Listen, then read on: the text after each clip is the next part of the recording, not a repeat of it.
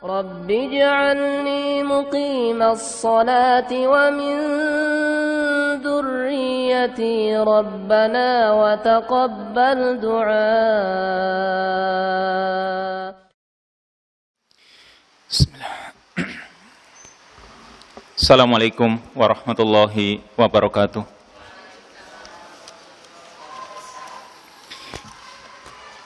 Innal hamdalillah nahmaduhu wa nasta'inuhu wa nastaghfiruh wa na'udzu billahi min syururi anfusina wa sayyiati a'malina.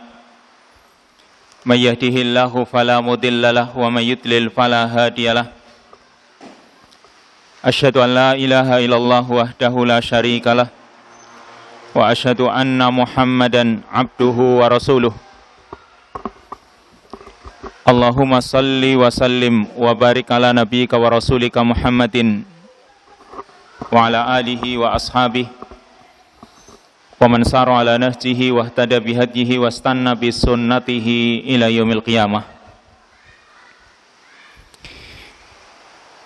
Ikhwani fiddin, azanallahu jami'an. Bapak-bapak, ibu-ibu, hadirin sekalian yang semoga senantiasa dimuliakan oleh Allah. Alhamdulillah, puji syukur senantiasa kita ucapkan, kita panjatkan kepada Allah subhanahu wa ta'ala. Alhamdulillah, pada kesempatan malam hari ini kita masih diberi nikmat oleh Allah. Semoga nikmat-nikmat yang Allah berikan kepada kita menjadikan kita termasuk hamba-hambanya yang pandai mensyukuri nikmat-nikmatnya. Ikhwani fiddina azanallahu jami'an. Hadirin sekalian yang dimuliakan oleh Allah, masih kita kaji tentang al-adab ma'al abna, adab-adab bersama anak. Yang ini sudah beberapa kali kita bahas, tapi karena mungkin permasalahan anak itu permasalahan yang penting, sehingga cukup banyak adab-adab yang harus dijalani oleh kedua orang tua terhadap anaknya. Yang terakhir kita kaji yaitu adab yang ke-11, agar mendidik terutama anak-anak perempuan supaya mereka berhijab dengan menutup auratnya, dengan menutup aurat mereka. Maka kita lanjutkan al-haqqus tsani asyar, hak yang ke-12 atau adab yang ke-12, yaitu an yu'allimal atfal adabal isti'dzan fid dukhul, agar mengajari anak-anak itu adab-adab atau tata cara sopan santun ketika meminta izin untuk masuk ke dalam rumah atau ke dalam kamar.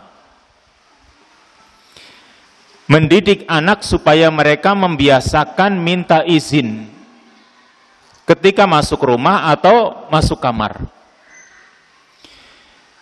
Ketika seorang anak itu membiasakan minta izin, yang sebenarnya bukan cuma masuk rumah, tapi juga urusan yang lain. Kalau dia sudah terbiasa minta izin ketika mau melakukan sesuatu, mungkin pergi, atau mungkin ketika bersama teman-temannya, dia pinjam sandalnya, dia minta izin, maka itu menunjukkan akhlak yang baik, menunjukkan bahwasanya anak tersebut punya adab yang tinggi.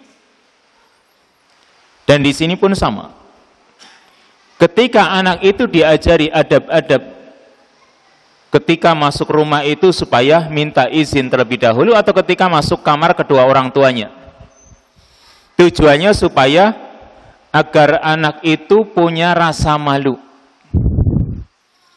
agar dia memiliki jiwa yang bersih. Ketika masuk ke kamar kedua orang tuanya, ayah ibunya, ini kalau memang sebuah rumah itu ada kamarnya masing-masing. Karena kadang-kadang juga ada yang kamarnya mungkin cuma satu, barangkali satu keluarga, sehingga anak-anak tidak punya kamar sendiri. Mungkin ini keterbatasan lah dari sisi ekonomi. Tapi bagi orang yang mampu, biasanya mereka punya kamar sendiri. Bahkan masing-masing anaknya punya kamar sendiri. Orang tuanya, ayah ibunya punya kamar sendiri. Maka ketika orang tua ya atau ayah ibunya ini punya kamar sendiri, ketika anak itu mau masuk ke kamar, ketika dia diajari adab, maka dia akan minta izin terlebih dahulu. Apalagi ketika masuk rumah orang lain.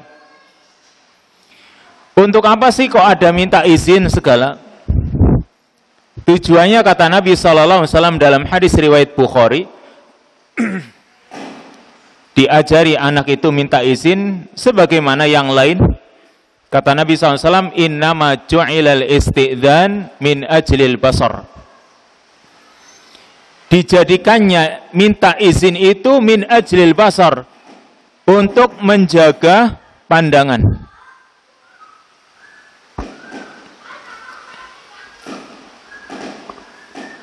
Supaya mereka itu terbiasa menjaga pandangan mereka.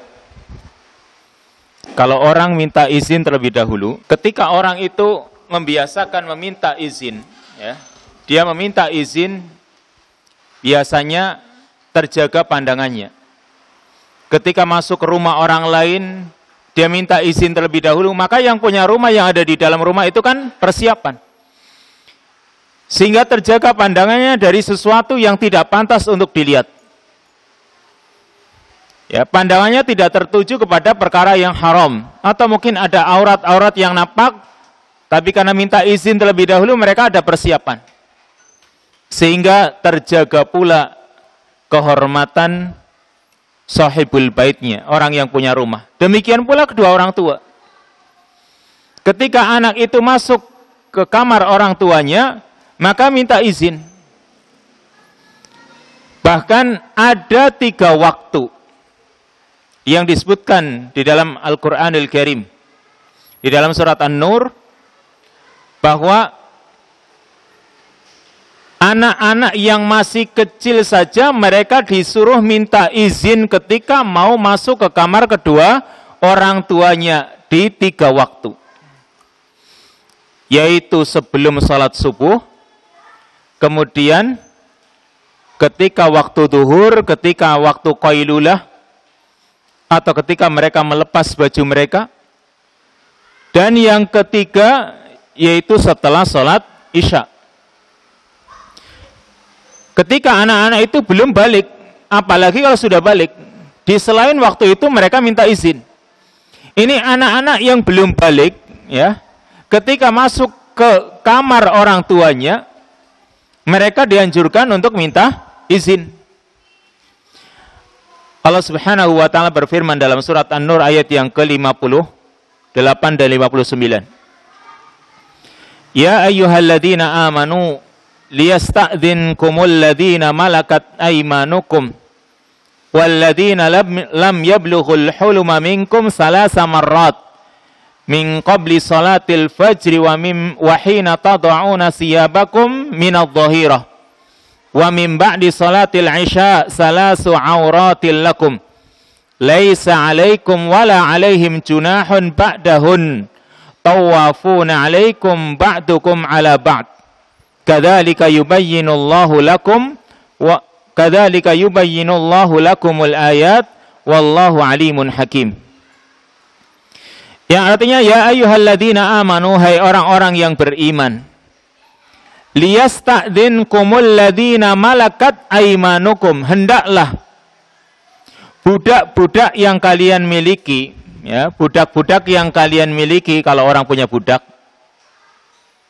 walladzina lam yablughul hulum, dan juga anak-anak yang belum balik, meminta izin kepada kalian ketika mau memasuki kamar kalian. Salasa marrat, yaitu 3 kali atau 3 waktu. Ketika anak itu belum balik atau budak. Yang biasanya anak-anak ketika dia belum balik kan biasa dia masuk ke kamar orang tuanya seperti itu tanpa izin. Tapi Allah Subhanahu wa taala menerangkan adab di sini. Budak yang dimiliki oleh sebuah keluarga, kan dia biasa kadang keluar masuk seperti itu, ya. Kemudian anak kecil, ya, anak kecil dalam anggota keluarga tersebut kan dia juga biasa Tapi Allah Subhanahu wa taala menerangkan adab, yaitu mereka ketika masuk ke kamar kedua orang tuanya, kamar ayah ibunya, disuruh meminta izin. Kapan itu? Kata Allah, min qabli salatil fajri, yang pertama sebelum sholat subuh. Yang berarti anak itu biasanya dipisah dari orang tuanya. Tapi kalau belum dipisah ya lain lagi. Karena masalahnya mungkin belum punya kamar sendiri. Apalagi kalau yang anaknya banyak, dia harus punya rumah yang besar, sementara keadaan ekonomi nggak mungkin mendukung. Sehingga kadang masih dengan orang tuanya, maka mungkin harus menjaga betul. Ya sebenarnya kalau mereka itu punya kamar sendiri, itu akan lebih baik. Ini pertama, min qabli salatil fajri, sebelum salat subuh. Yang kedua, wa hina tad'una siyabakum minadh-dhahirah. Yang kedua, ketika mereka melepaskan pakaian-pakaian, hina tad'una siyabakum, ketika kalian, wahai ayah ibu, wahai orang tua, melepas pakaian-pakaian kalian minadh-dhahirah, di tengah hari atau di siang hari. Ini yang kedua. Di siang hari mungkin habis duhur qailulah. Karena qailulah itu bisa sebelum duhur, bisa sesudah duhur. Ya, tidur sebentar, dan itu perkara yang sunnah. Bisa dilakukan setelah duhur. Nah di sini hina tad'una siyabakum minadh-dhahirah. Ketika kalian melepas pakaian-pakaian kalian di siang hari. Lalu yang ketiga, wa mim ba'di salatil isya, sesudah salat isya. Kata Allah, salasu auratil lakum, itu adalah 3 aurat kalian. Karena di saat-saat seperti itu, biasanya orang melepas pakaiannya, melepas bajunya, yang kadang auratnya nampak. Padahal anak-anak mereka sendiri nih. Padahal anak-anak mereka sendiri. Tapi orang tua juga disuruh menjaga auratnya. Ya, tidak menampakkan auratnya kepada mereka. Kecuali mungkin kalau wanita ada, ya, misalnya berpakaian, dia berpakaian yang biasa. Ibarat lehernya, rambutnya semuanya kelihatan, dengan mahramnya tidak masalah. Dengan anak-anaknya. Tapi ada bagian aurat-aurat tertentu yang memang itu adalah ketika nampak tidak pantas. Demikian pula laki-laki. Ya, ketika nampak aurat yang itu tidak pantas untuk dilihat sampai sekalipun oleh anak-anak mereka sendiri, maka itu juga tidak dibenarkan ketika dinampakkan aurat itu. Makanya Allah mengatakan salasu auratil lakum. 3 waktu itu adalah merupakan aurat bagi kalian.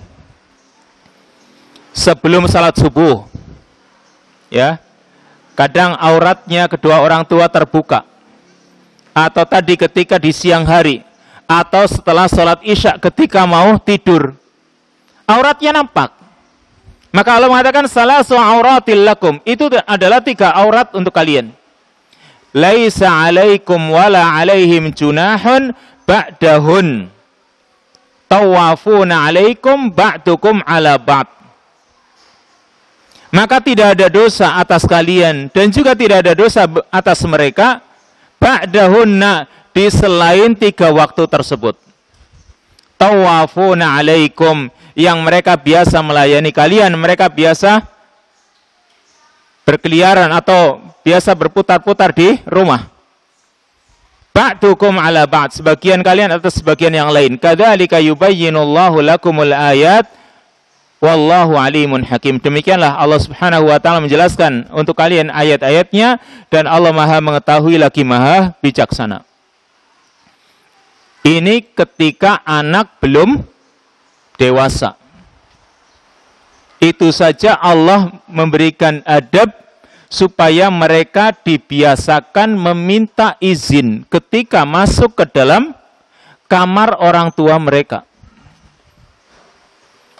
Karena itu tadi untuk menjaga supaya ketika ada aurat yang terbuka, maka mereka tidak melihatnya. Ini tadi untuk mendidik mereka supaya mereka punya rasa malu, ya.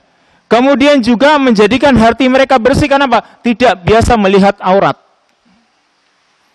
Karena coba, kalau sekarang anak kecil dia dibiarkan nonton di internet, YouTube atau mungkin Facebook atau mungkin apa, yang di situ aurat nampak. Maka kalau sudah seperti itu, didikannya seperti itu susah. Kenapa? Itu punya pengaruh pada kejiwaannya.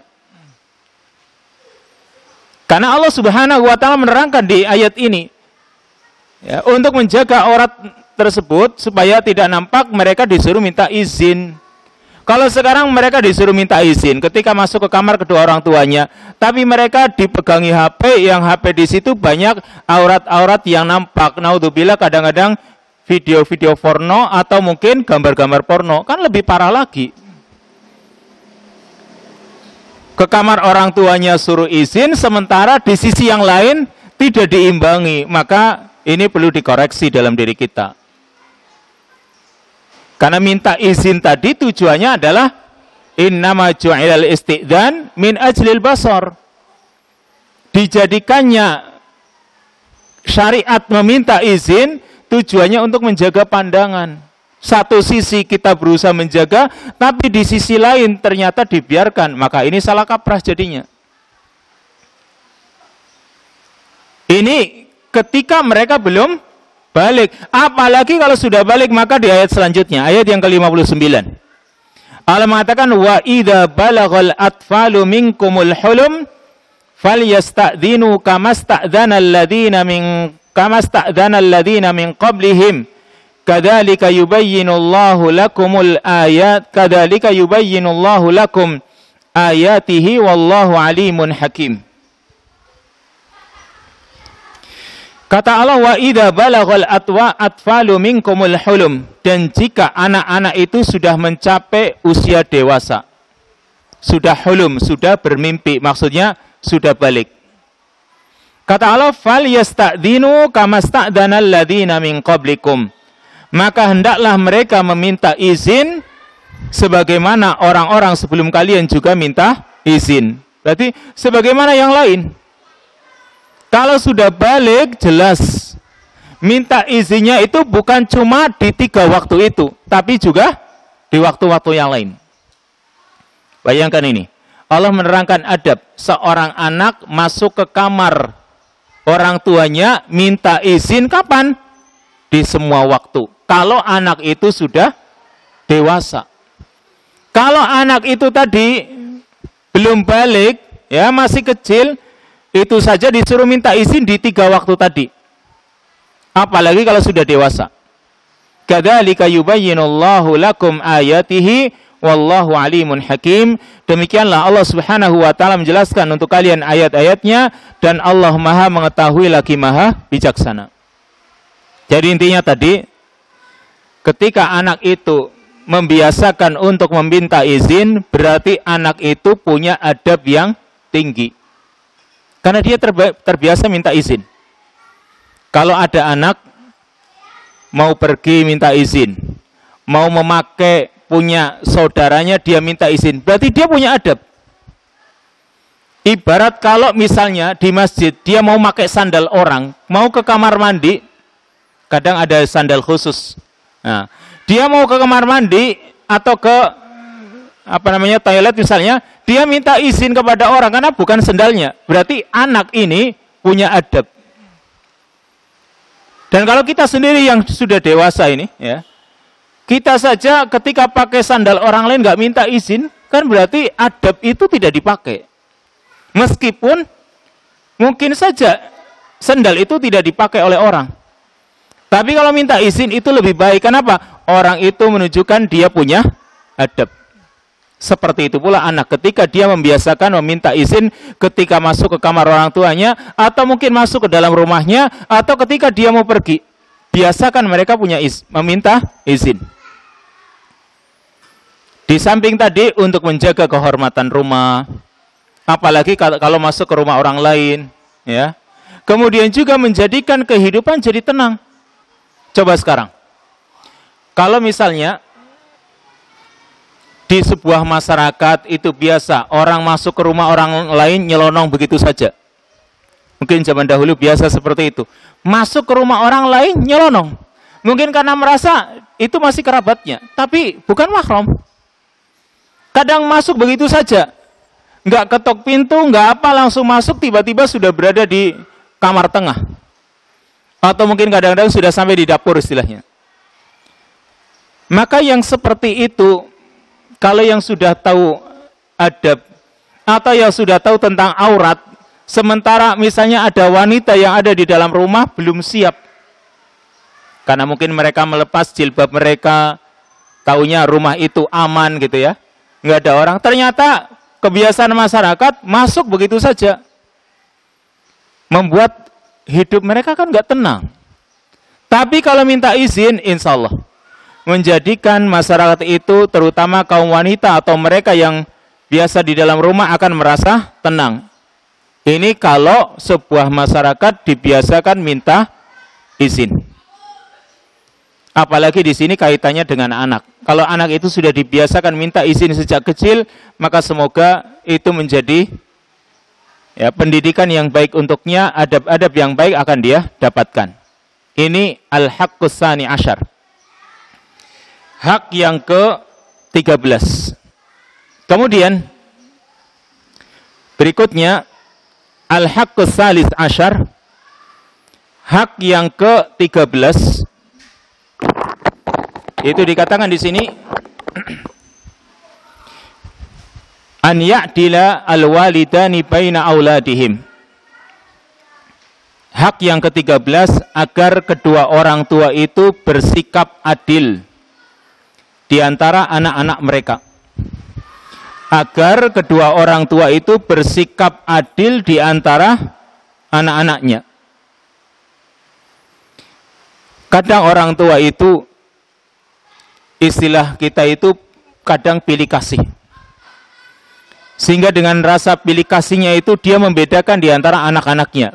Mungkin antara laki-laki dengan perempuan. Atau mungkin di antara mereka sendiri yang mungkin anaknya sama-sama laki-laki atau mungkin sama-sama perempuan. Ada di antara mereka yang diberikan pemberian yang lebih dibanding yang lain. Yang biasanya ketika orang melakukan seperti ini, karena apa? Mungkin karena mengikuti perasaan. Merasa satu anaknya ini paling pintar barangkali dibanding yang lain. Atau mungkin ketika sudah pada dewasa, merasa salah satu anaknya ini dia lebih banyak berbakti dibanding yang lain. Sehingga karena mengikuti perasaan, dalam urusan pemberian, dalam urusan yang lain, dibedakan oleh kedua orang tuanya. Maka ini juga sebuah kesalahan. Kenapa? Karena orang tua tidak bersikap adil. Jadi mungkin karena tadi mengikuti perasaan atau mungkin adanya kecemburuan. Maka dikatakan di sini, tidak boleh seorang anak itu dibedakan dari yang lain. Baik dia laki-laki dibedakan dari perempuan, atau mungkin di antara laki-laki dan perempuan. Maka di antara anak itu harus disikapi dengan adil dalam semua kondisi. Dalam urusan pemberian, atau dalam urusan memberikan hadiah, atau mungkin wasiat, muamalah yang lain. Kecuali kalau memang itu adalah hajat. Kecuali kalau memang itu adalah kebutuhan. Yang menjadikan salah satu dari anak itu mungkin terbedakan. Misalnya, ada di antara anak kita, misalnya kita punya lebih dari 2 anak. Ada salah satu dari anak kita yang sering sakit-sakitan. Dia butuh apa? Butuh biaya berobat. Apakah anak yang lain iri? Tentunya harusnya tidak. Kenapa? Karena ini kebutuhan bagi anak tersebut. Dia sering sakit-sakitan. Apakah mereka ingin sakit-sakitan seperti dia? Kan enggak. Meskipun kadang ketika dewasa mereka protes kepada orang tuanya. Harta orang tuanya habis gara-gara untuk berobat salah satu dari saudara mereka. Padahal ini kebutuhan. Ya, kalau kebutuhan nggak bisa, masing-masing berbeda wajar. Masing-masing punya kebutuhan yang berbeda.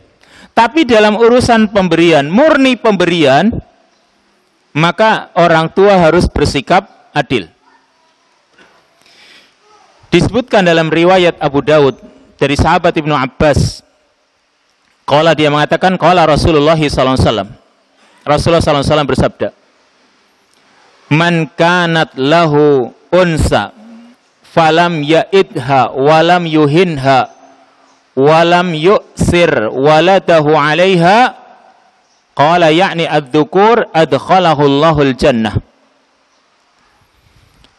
Hadis dari Ibnu Abbas, dia menuturkan Rasulullah SAW bersabda, "Man kanat lahu unsa." Barang siapa yang memiliki anak perempuan, falam ya'idha, lalu dia tidak mengubur anak perempuan itu hidup-hidup, berarti dia tidak membunuh anak perempuan tersebut, seperti orang-orang jahiliyah. Dia tidak mengubur hidup-hidup anak perempuannya, walam yuhinha, dan juga tidak menghinakannya, walam yu'assir waladahu 'alaiha, serta tidak mendahulukan anak laki-laki dibanding anak perempuannya tersebut. Maka kata Nabi, adkhalahu Allahul jannah, maka Allah akan memasukkannya ke dalam surga. Ini kalau seorang ayah atau seorang ibu atau kedua orang tua itu mensikapi anak-anaknya dengan adil, antara laki-laki dan perempuan, atau di antara sesama perempuan atau sama laki-laki. Jaminannya kata Nabi, adkhalahu Allahul jannah, maka Allah akan memasukkannya ke dalam surga. Tadi sudah diterangkan dalam hal apa, terutama urusan pemberian. Dan juga urusan kasih sayang, kalau memang itu bisa dilakukan. Contohnya misalnya, kalau salah satu dari anaknya ada yang dicium, maka yang lain juga sama, dicium pula. Ketika mungkin mereka masih kecil kan gitu. Ada sebuah riwayat yang dibawakan oleh Ibnu Abi Dunya. Ya. Ibnu Abi Dunya membawakan riwayat dari Al-Hasan. Dia mengatakan ketika Rasulullah Shallallahu Alaihi Wasallam duduk bersama para sahabat, datanglah seorang anak kecil laki-laki yang kebetulan ayahnya itu ada di ujung majelis. Jadi Rasul bersama para sahabat sedang duduk-duduk. Datanglah anak kecil laki-laki, dia mencari ayahnya, kebetulan ayahnya ada di ujung majelis. Misalnya di sini ya, anaknya masuk, dia mencari ayahnya, ayahnya ada di ujung majelis. Maka ya, anak ini pun menuju ayahnya. Ketika sampai menemui ayahnya, oleh ayahnya itu diusap kepalanya. Setelah diusap kepalanya, didudukkan di pangkuannya, di pahanya sebelah kanan. Lalu tidak lama kemudian, setelah anaknya ini dia letakkan di pangkuan yang kanan, datang lagi anak kecil perempuan yang ternyata adik dari laki-laki ini. Datanglah anak perempuan, maka dia juga mencari ayahnya. Ternyata sama ayah itu, ya, orang itu juga yang menjadi ayahnya. Maka ketika anak perempuan ini datang, ayahnya cuma mengusapnya dan membiarkan anak itu duduk di lantai atau di tanah. Kalau yang tadi, anak yang pertama dia dudukkan di pahanya yang kanan. Ketika datang anak perempuannya, maka cuma diusap dan disuruh duduk di tanah. Apa kata Rasulullah SAW? Ketika melihat keadaan seperti itu, ini sebuah kemungkaran meskipun orang menganggap itu bukan kemungkaran. Rasul mengatakan, fahalla ala fakhidika al-ukhra. Mengapa kamu tidak tempatkan anakmu ini yang perempuan ini di pahamu yang satunya? Kan sudah ada satu anak laki-laki di paha kanannya, paha kirinya masih kosong. Kata Nabi, mengapa tidak kamu tempatkan anakmu ini yang perempuan di paha yang kiri? Akhirnya orang ini pun menempatkan anak perempuannya di paha yang kiri. Apa kata Rasulullah SAW? Beliau mengatakan, al-an adalta. Sekarang kamu sudah bersikap adil. Bayangkan di sini. Kelihatannya perkara yang sepele kan? ketika kita itu punya anak banyak, yang kadang mereka itu biasa ya, berada di kita, suka mendesak-desak seperti itu. Kalau memang ada dua tadi yang harus bersikap adil, maka disikapi dengan adil. Yang satu tempatkan yang paha yang satu di paha yang satunya. Atau mungkin kalau anaknya banyak ditempatkan yang lain. Kalau memang dia harus menempatkan anak itu pada dirinya. Mungkin ibaratnya di sini, coba di punggung. Yang satu di mana lagi? Barangkali kalau banyak gitu loh. Ya kalau anaknya cuma dua, dia bisa bersikap adil tadi, paha kanan, paha kiri. Tapi masalahnya kalau yang lebih dari 5 kira-kira gimana ya? Intinya orang itu disuruh bersikap adil lah. Dan kalau anak itu disikapi dengan adil, maka insya Allah ke depan nanti kita mengharapkan supaya mereka itu tidak berantem, tidak berebut, dan sama-sama berbakti kepada kedua orang tuanya, tidak durhaka. Makanya di dalam hadis Nu'man bin Bashir, dia menceritakan, intalaqa abi ilan nabi sallallahu alaihi wasallam. Ayahku, kata Nu'man, pernah pergi menemui Nabi sallallahu alaihi wasallam, yaitu wanahalani nuhlan liyushhidahu ala dalik. Ceritanya, ayahku memberikan kepadaku suatu pemberian dan dia meminta Nabi SAW untuk menjadi saksinya bahwa Bashir telah memberikan pemberiannya kepada salah satu anaknya, yaitu Nu'man. Nabi suruh menjadi saksinya. Maka Nabi bertanya, akullu waladika nahaltahu misla hada? Akullu waladika nahaltahu misla hada? Apakah semua anakmu kamu juga berikan pemberian seperti ini? Faqala, maka Bashir mengatakan, la, tidak. Yang diberi cuma Nu'man. Karena kebetulan Nu'man ini orang yang soleh dan dia sahabat yang mulia. Dia paling soleh di antara anak-anak yang lain. Makanya Bashir memberikan pemberian dan dia tidak berikan kepada yang lain. Qala, maka Nabi SAW mengatakan, ayasurruka an yakunu ilaika fil birri kulluhum sawa? Apakah kamu ingin agar mereka di dalam berbakti kepadamu itu sama? Kata dia, bala, betul. Aku ingin agar mereka dalam berbakti kepadaku sama. Qala, kata Nabi SAW, fa ashhid ala hadha ghairi.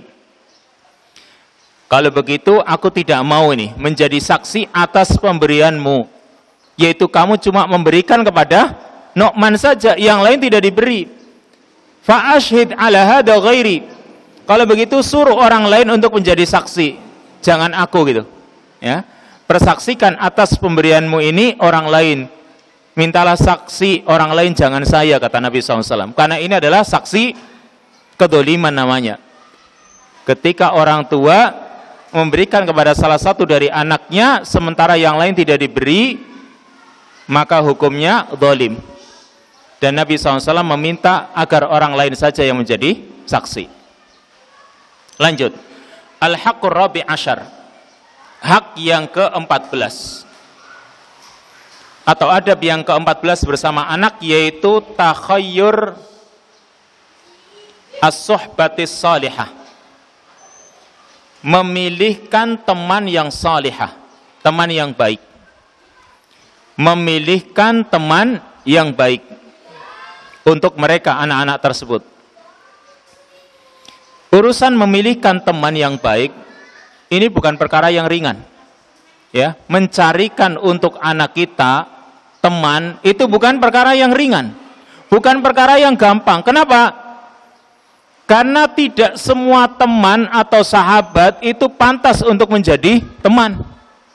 Kalau semua anak yang ada itu pantas menjadi teman, mungkin gampang mencarikannya.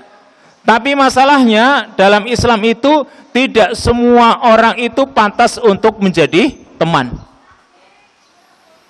Karena ketika orang tua itu ingin mencarikan teman untuk anaknya, dia harus melihat sisi agamanya. Harus dia perhatikan sisi agamanya. Makanya Islam berusaha untuk agar orang tua itu mencarikan untuk anaknya teman-teman yang saleh. Jangan sampai anak itu berteman dengan orang-orang yang tidak beres atau orang-orang yang tidak saleh. Di dalam hadis Abu Sa'id Al-Khudri dari Nabi sallallahu alaihi wasallam annahu qala, Nabi sallallahu alaihi wasallam bersabda, "La tusahib illa mu'minan wa la ya'kul ta'amaka illa taqi." Janganlah kamu berteman kecuali seorang mukmin. Ini kata Nabi sallallahu alaihi wasallam. Janganlah kamu berteman kecuali dengan seorang mukmin. Wala ya'kul ta'amaka illa taqi, dan jangan memakan makananmu kecuali orang yang bertakwa. Ini kalimat yang pertama yang dijadikan dalil dalam hal ini. Janganlah kamu berteman kecuali dengan seorang mukmin. Mukmin saja kadang-kadang bisa menimbulkan efek yang tidak baik dalam diri kita. Apalagi kalau dia bukan mukmin. Maka carilah mukmin yang muttaqin, seorang mukmin yang bertakwa. Itu akan memberikan efek yang baik dalam urusan pertemanan. Nabi SAW di hadis yang lain juga mengatakan, Al-mar'u ala dini khalilih falyandur ahadukum man yukhalil. Seorang itu didasarkan pada agama temannya. Falyandur ahadukum man yukhalil, hendaklah salah seorang dari kalian itu melihat, memperhatikan dengan siapa dia berteman, kata Nabi SAW. Al-mar'u ala dini khalilih. Orang itu didasarkan pada agama temannya, atau orang itu dinilai sesuai dengan agama temannya. Kalau temannya baik, berarti dia juga dinilai baik. Kalau temannya tidak baik, berarti dia juga akan dinilai tidak baik. Makanya falyandur ahadukum man yukhalil. Hendaklah salah seorang dari kalian itu melihat dengan siapa dia berteman. Berarti harus melihat sisi agama temannya. Kenapa? Karena manusia itu mudah terpengaruh. Kata Nabi sallallahu alaihi wasallam, atau dalam masal orang-orang Arab atau kata-kata hikmah mengatakan, an-nasu ka asrobil quta. Manusia itu seperti kawanan burung blekok atau burung bangau ketika mereka terbang. Burung bangau itu ketika terbang yang jumlahnya banyak, itu selalu mengikuti yang paling depan. Kalau yang paling depan itu nungging ke kanan, mereka semua akan ke kanan. Kalau yang paling depan itu tiba-tiba turun ke bawah, mereka juga akan turun ke bawah. Kenapa? Mengikuti yang depan. Dan seperti itu manusia, seperti kawanan bangau tadi. Manusia itu sukanya ikut-ikutan. Ini kata-kata hikmah, an-nasu ka asrobil quta. Manusia itu seperti kawanan burung bangau. Sukanya mengikuti yang lain, mengikuti yang paling depan yang dia lihat. Atau hadis yang lain, al-arwahu junudun mujannadah. Fama ta'arafa minha talaf wa ma tanakara minha ikhtalaf. Manusia itu seperti tentara yang dikerahkan. Seperti tentara yang sedang dikumpulkan. Fama ta'arafa minha talaf, kalau saling mengenal maka akan saling bersatu. Wa ma tanakara minha ikhtalaf, maka kalau saling mengingkari, tidak saling mengenal, maka mereka akan berselisih. Karena sifat manusia seperti itu, suka meniru-niru, maka kita pun mencarikan teman yang baik untuk anak-anak kita. Dan kita sering mendengar hadis tentang masalul jalisi salih wal jalisi su. Perumpamaan teman yang baik dengan teman yang jelek seperti, teman yang baik itu seperti penjual minyak wangi, dan teman yang jelek itu seperti tukang pandai besi, kan seperti itu. Hadis ini sering kita sampaikan. Maka kalau seperti itu keadaannya, ya, yang namanya teman itu sangat besar sekali pengaruhnya. Kita sebagai orang tua pun mencarikan untuk anak kita teman yang soleh, karena itu merupakan hak mereka. Ya, hak mereka ketika mereka masih kecil. Karena nanti ketika dewasa, sudah mungkin mereka sudah mandiri, maka mereka nanti di akhirat tinggal ketika kita sudah mendidiknya, ya, sudah memberikan adab-adab, itu tugas kita. Tugasnya mereka kalau sudah dewasa berbakti kepada orang tuanya. Sehingga kalau kita itu sudah memberikan hak mereka, terus ternyata mereka itu tidak memberikan haknya kepada orang tuanya karena tidak berbakti, itu kesalahan mereka, anak-anak tersebut. Tapi kalau kita itu tidak mengajari adab-adab, akhlak-akhlak agama yang benar, lalu kita menginginkan mereka itu berbakti kepada kita, maka ini juga kesalahan kita. Sehingga kita punya tanggung jawab kepada anak itu ketika masih kecil. Dan ketika sudah besar, mereka sudah dewasa, mereka punya tanggung jawab kepada orang tua untuk berbakti. Itu imbal baliknya seperti itu. Timbal baliknya, mereka kalau sudah besar harus berbakti kepada kedua orang tuanya. Tapi mereka bisanya berbakti karena dididik dengan adab-adab yang baik. Lanjut. Hak yang ke-15. Yaitu taufiru asbabil lahwi wal la'ib al-mufid. Memenuhi faktor yang mereka butuhkan sebagai anak untuk bermain dengan permainan yang manfaat. Perhatikan di sini. Ya, bukan berarti mereka itu nggak boleh bermain sama sekali. Mereka itu butuh untuk difasilitasi dengan permainan yang manfaat. Ya, bermain dengan permainan yang bermanfaat. Rasul SAW dan para sahabat itu punya perhatian besar terhadap anak. Kadang Rasul SAW itu bercanda dengan anak. Kenapa? Karena beliau tahu dunia anak, yang namanya anak, mereka punya dunia sendiri, yaitu dunianya anak-anak. Maka Rasul SAW mensikapi mereka ya sebagaimana anak-anak. Rasul SAW pernah ketika sholat, beliau bawa cucu beliau yang bernama anaknya Zainab. Ada cucu beliau yang bernama Umamah bintu Abil As, yaitu cucunya Rasul dari Zainab. Umamah ini ketika ikut dengan Rasul SAW masih kecil, maka beliau ajak untuk sholat. Tapi bagaimana? Rasul sebagai imam. Bayangkan, imam dengan menggendong Umamah tersebut. Ketika berdiri, dibawa, digendong. Ketika ruku atau sujud, beliau letakkan. Kenapa? Ini anak kecil. Disikapi sebagaimana anak kecil.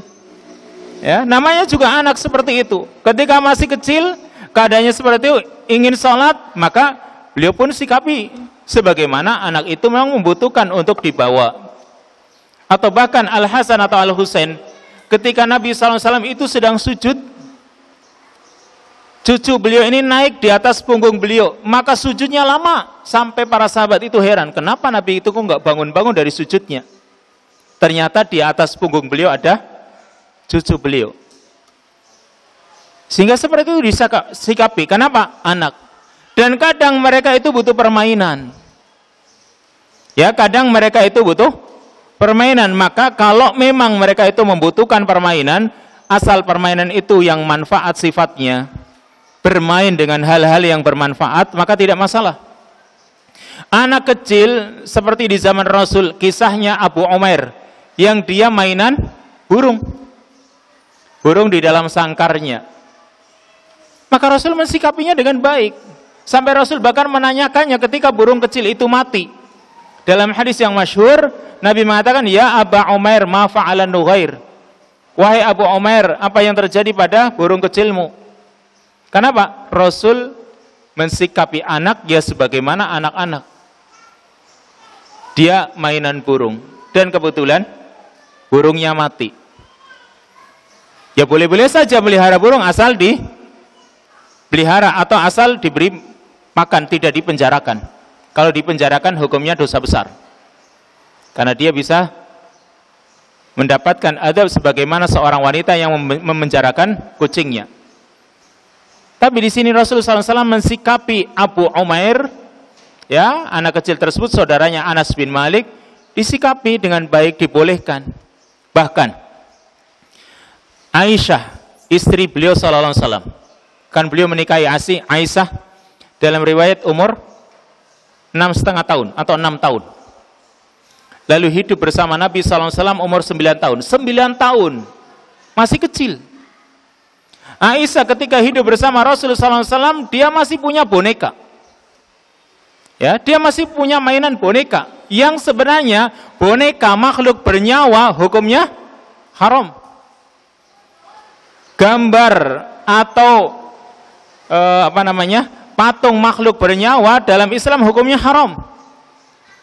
Tapi kalau untuk permainan anak-anak seperti tadi, anak perempuan seperti Aisyah, dia punya boneka, maka Rasulullah SAW membolehkannya. Karena Aisyah sendiri yang bercerita, kata beliau, kuntu al'abu bil banati inda Nabi SAW. Aku bermain-main dengan al-banat. Al-banat ini maksudnya adalah boneka-boneka kecil perempuan. Jadi punya boneka Aisyah ini. Dan waktu itu di hadapan Nabi SAW, di samping Nabi SAW, dia mainan boneka. Nabi tidak melarangnya. Kenapa? Itu dibutuhkan oleh anak. Apalagi oleh anak perempuan. Yang dia berlatih untuk mandiri. Mungkin dia punya anak, nanti boneka ini dianggap seperti anaknya sendiri. Dilatih sejak kecil. Ini permainan-permainan yang sifatnya bermanfaat. Atau di sini kalau misalnya anak itu butuh berenang, butuh melempar atau memanah, butuh bermain kuda, itu permainan-permainan yang dibolehkan dalam Islam. Salah satu yang dilakukan oleh Nabi SAW ketika bersama Aisyah. Yang Aisyah waktu itu sudah menjadi istri Nabi. Tapi Nabi SAW mensikapinya sebagaimana anak kecil. Kata Aisyah, sabaqani Nabiyyu sallallahu alaihi wasallam fasabaqtuhu. Falabisna hatta idza arhaqani al-lahmu sabaqani fasabaqani. Faqala an-Nabiyyu sallallahu alaihi wasallam hadhihi bitilka. Kata Aisyah, aku pernah berlomba lari dengan Nabi sallallahu alaihi wasallam. Artinya cepat-cepatan lari. Kata Aisyah, fasabaqtuhu, maka aku bisa mendahului Nabi. Ya, Aisyah ini ketika berlari dengan Rasulullah SAW, padahal suami istri ini, dan dalam rangka untuk menjaga, antum pernah nggak dengan istri lari lomba? Kan belum pernah. Rasul dengan istrinya, bayangkan. Rasul sudah tua, umurnya 50 lebih, 60-an hampir. Ketika menikah dengan Aisyah, masih lomba lari dengan istrinya. Lari. Awalnya Aisyah mendahuluinya. Lalu Aisyah menuturkan, falabisna hatta idza arhaqanil lahm. Maka setelah beberapa lama, dan ternyata namanya anak perempuan tumbuh daging, maksudnya sudah besar, sabaqani fasabaqani. Maka Nabi SAW mengajak berlomba denganku untuk lari, maka beliau pun bisa mendahuluiku. Kenapa? Aisyah sudah padat dagingnya, sudah gede, sudah nggak kuat untuk lari. Namanya juga wanita kalau sudah besar ya susah. Faqala Nabi SAW, maka Nabi SAW mengatakan, hadhihi bitilka. Ini sekarang aku bisa mendahuluimu, bisa menang mengalahkanmu. Ini sebagai pengganti dulunya, yaitu yang dulu aku kalah, sekarang aku bisa menang. Berarti pas imbang kan gitu, 0-0 atau 1-1. Ya kan? Ini antara suami istri, bayangkan. Yang kita jarang melakukannya. Tapi intinya di sini Rasul mensikapi Aisyah sebagai istri karena kondisinya masih kecil. Maka dengan permainan seperti itu, kalau memang itu dibutuhkan olehnya, lakukan. Atau contoh yang lain, yaitu hadis an Muwarriq an Maula li Bani Hashim. Qala qadima Rasulullah sallallahu alaihi wasallam min safarin fastaqbalahu Abdullah ibnu Ja'far wal Husain ibnu Ali radhiyallahu anhuma. Faja'ala akbaruhuma khalfahu wa hamala asgharahuma baina yadayhi. Hadis dari Muwarriq, dari salah seorang bekas budak Bani Hashim, dia menuturkan, Qadima Rasulullah SAW min safarin. Suatu hari Rasulullah SAW pulang dari safar. Fastaqbalahu Abdullah ibnu Ja'far wal Husain ibnu Ali. Ketika Rasul pulang dari safar, maka beliau disambut oleh Abdullah bin Ja'far yang waktu itu masih kecil, wal Husain ibnu Ali, dan Husain bin Ali cucunya Rasul yang juga masih kecil, radhiyallahu anhuma. Faja'ala Rasulullah SAW akbarahuma khalfahu. Maka beliau tempatkan yang paling tua dari keduanya, yang paling besar dari kedua orang ini di belakang Nabi, dan yang paling kecil di depan Nabi. Berarti kedua-duanya dinaikkan ke kudanya. Kenapa? Mereka masih butuh permainan. Sehingga oleh Nabi SAW diajak naik kendaraan. Mungkin unta atau mungkin kudanya. Yang kecil taruh di depan, yang gede taruh di belakang. Lalu keduanya diajak jalan-jalan dengan kendaraan Nabi SAW ketika Nabi pulang dari safar ini. Ini menunjukkan mereka anak-anak itu masih punya sifat untuk bermain-main. Asal permainan itu sifatnya bermanfaat, maka dalam Islam dibolehkan. Lalu yang terakhir, hak yang terakhir atau adab yang terakhir bersama anak, yaitu an ya'ulahu hatta sinnar rushdi. Agar orang tua itu menanggung kehidupan anaknya sampai usia dewasa. Ya, sampai usia dewasa mereka itu tetap menjadi tanggungan kedua orang tuanya. Yang namanya punya anak itu nikmat yang besar. Ya, nikmat yang besar. Karena semua orang yang normal menginginkan punya anak. Kalau dia masih normal, dia ingin punya anak. Tapi mereka anak-anak itu makhluk yang lemah. Bahkan manusia itu makhluk yang paling lemah dibanding hewan-hewan yang lain. Ketika baru lahir, manusia itu paling lemah. Kalau kambing 1 jam 2 jam dia bisa berdiri, bisa lari. Sapi 1 jam 2 jam bisa lari. Tapi manusia setahun dia baru bisa jalan. Kan butuh waktu yang lama. Manusia paling lemah. Maka kalau keadaan manusia seperti itu butuh untuk dinafkahi oleh kedua orang tuanya. Terutama oleh ayahnya yang dia mencari nafkah untuk keluarganya. Allah mengatakan dalam surat At-Talaq ayat yang ke-7. Liyunfik dzu sa'atin min sa'atihi wa man qudira 'alaihi rizquhu falyunfik mimma atahullah. Hendaklah orang yang punya kelapangan itu memberikan infak, memberikan nafkah sesuai dengan kelapangannya. Sedangkan barang siapa yang disempitkan rizkinya, hendaklah dia berinfak sesuai dengan kemampuannya. Sesuai dengan apa yang Allah berikan kepadanya.